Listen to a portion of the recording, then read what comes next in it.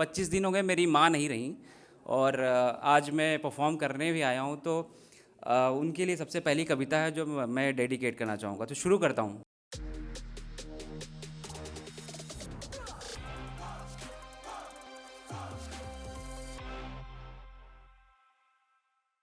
शुरू करूँगा तो बता देता हूँ अपने बारे में कि मेरा नाम अंशुल श्रीवास्तव है और मैं कानपुर से ही आया हूँ। पेशे से मैं बैंकर हूँ और हॉबी है मेरी कविताएं लिखना और शायरी लिखना और स्टोरी टेलिंग करना। तो बस वही थोड़ा सा प्रयास है कि आपसे कनेक्ट होऊंगा और कि थोड़ा बहुत तो ऐसा सुनाऊंगा जिससे आप शायद कनेक्ट करें। वो बहुत कुछ मेरे पास ऐसा है कि जिससे हर रस मिलेगा आपको। सपोज़ मेरे पास मैंने कोशिश की है, अब देखते हैं आप तक पहुंचता हूं मैं।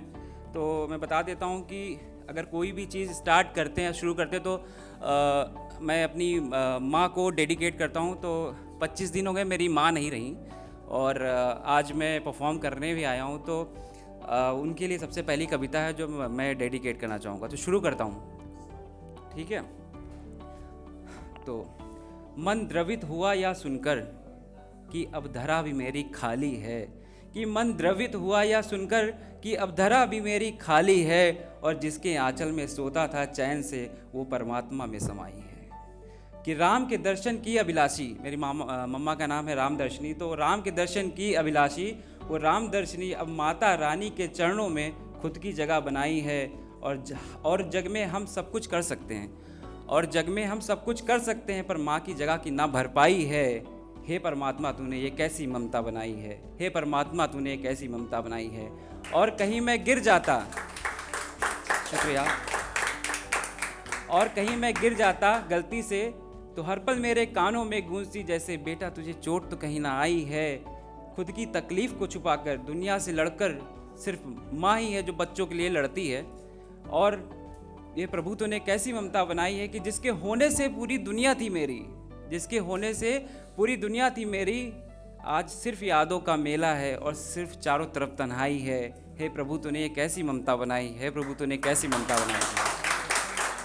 शुक्रिया।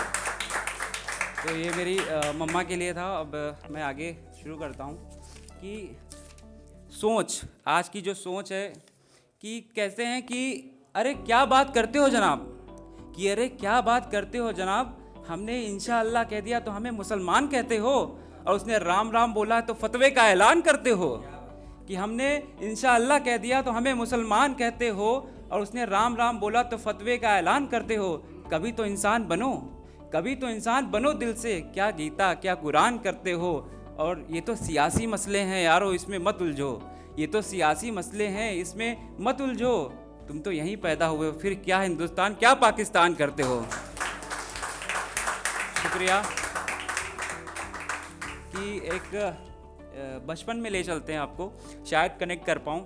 तो ऐसा था कि जो भी किया कुछ भी हुआ, कि जो भी किया कुछ भी हुआ, कोई पूछता ना था। खर्च हो भी गए थोड़े से पैसे तो कोई उसका हिसाब मांगता ना था।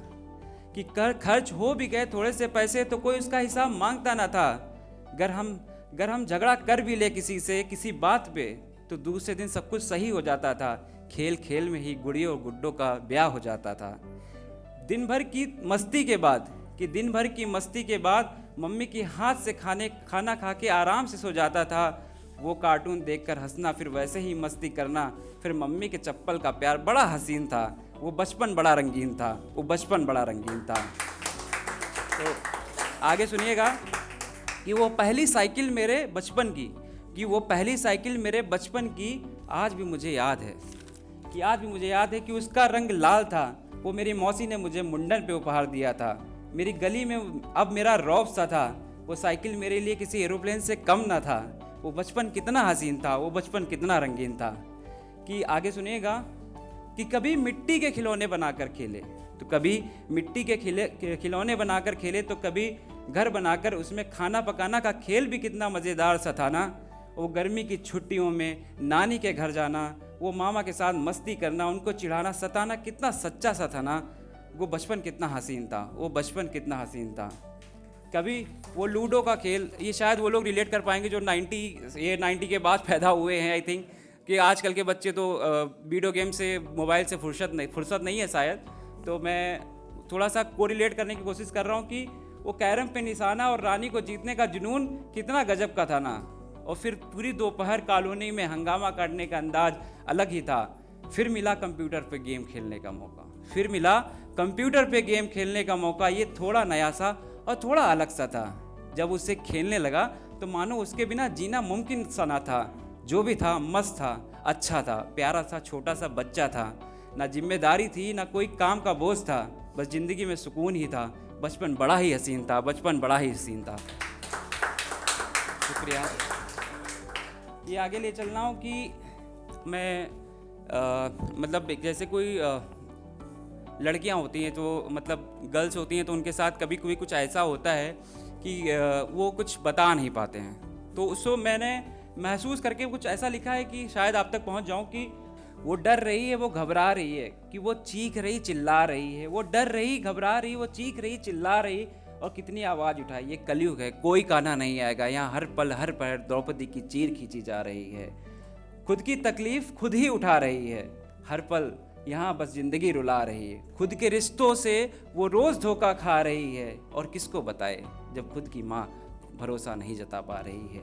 कि सरकार ने तो नियम बनाए, सरकार ने तो नियम बनाए, कौन उसको आगे लाए। जो नियम बनाए वही उसकी धज्जियाँ उड़ाए। हर नज़र बस तलाश उनकी, कैसे लड़कियों को नोचे, कैसे उनको खाए। और आगे सुनिएगा कि घर में तेरे घुस के, कुछ ऐसे कभी कभी रिश्ते होते हैं जो लोग लड़कियां नहीं बता पाती हैं, गर्ल्स ऐसे नहीं बता पाती हैं कि घर में आपके बैठे हुए हैं, नहीं समझ पाते आप, ठीक है। तो कि घर में तेरे घुस के, तेरे ही परिवार के सामने आंखों में आंखें डाल के तुझे डराएं, इतनी हिम्मत उनकी। और जब उनकी बेटी घर से बाहर जाए तो उनके माँ बाप को इनकी चिंता सताए कि जब तक बेटी घर ना आ जाए। और मैं बस इतना ही कहना चाहता हूँ कि बेटी पढ़ाओ बेटी बचाओ ज़रूरी है। बेटी बचाओ बेटी पढ़ाओ बेटी बचाओ ज़रूरी है, पर उससे पहले अपनी बेटी पर भरोसा जताओ, उसको निडर बनाओ, उसे बोलना सिखाओ। लड़कों को भी ये बात बताना ज़रूरी है, लड़कों को भी ये बात बताना ज़रूरी है। शुक्रिया। और एक मोहब्बत पे सुनिएगा कि लिखा था मैंने काफ़ी पहले, लेकिन उसे मुकम्मल कर रहा हूँ। उसका टाइटल है कि तुम चाहिए।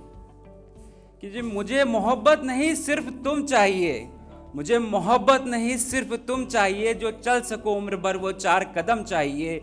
मुझे फ्लर्ट नहीं करना है तुमसे, कि मुझे फ्लर्ट नहीं करना है तुमसे, जो उम्र भर निभा सको वो साथ चाहिए, जो उम्र भर निभा सको वो साथ चाहिए। शायद मैं तुम्हें घुमा ना सकूं पूरी दुनिया, शायद मैं तुम्हें घुमा ना सकूं पूरी दुनिया, पर हर शाम में जब मैं टहलने जाऊं हाथों में सिर्फ तेरा हाथ चाहिए। मुझे मोहब्बत नहीं सिर्फ तुम चाहिए, मुझे मोहब्बत नहीं सिर्फ तुम चाहिए। हो सकता है तुम कभी रूठ जाओ, कि हो सकता है तुम कभी रूठ जाओ जब मैं प्यार से देखूं तुम्हारी तरफ।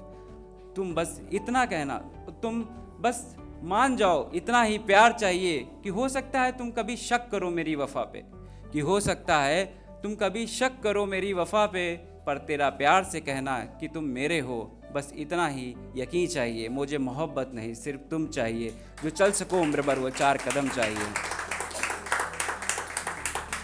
एक और लास्ट है मैं सुनाना चाहता हूँ, जो कि मेरे पापा का है। और मम्मी से शुरू किया था और पापा पे एंड करता हूँ कि मेरे पापा भी नहीं है। तो ये है, सुनिएगा कि तुम ना हुए तो क्या हुआ, कि तुम ना हुए तो क्या हुआ पापा, आपका यकीन तो मुझ में बाकी है। जो सीख दे के आप गए वो सीख मुझ में बाकी है। कि हर कदम हर पल मुझे याद आते हो, वो बचपन में आपकी तरह चलना फिर लड़खड़ा जाना, अभी भी उसी तरह चलना बाकी है। तुम ना हुए तो पापा क्या हुआ, आपकी यादें तो मुझ में बाकी है, उसी तरह चलना मेरा बाकी है। और कर रहा हूँ मैं मेहनत दिन रात, बस आपके नाम का प्रकाश फैलना बाकी है। कि मैंने तो खो दिया था आपको छोटी सी उम्र में, मैंने तो खो दिया था आपको छोटी सी उम्र में, आपको वो बचपन अभी भी मुझ में बाकी है, वो बचपन अभी भी मुझ में बाकी है। पर ये वादा है खुद से कि झुकने ना दूंगा आपके नाम को, कि अंशुल की किरणों का चमकना अभी बाकी है, अंशुल की किरणों का चमकना अभी बाकी है। शुक्रिया, थैंक यू।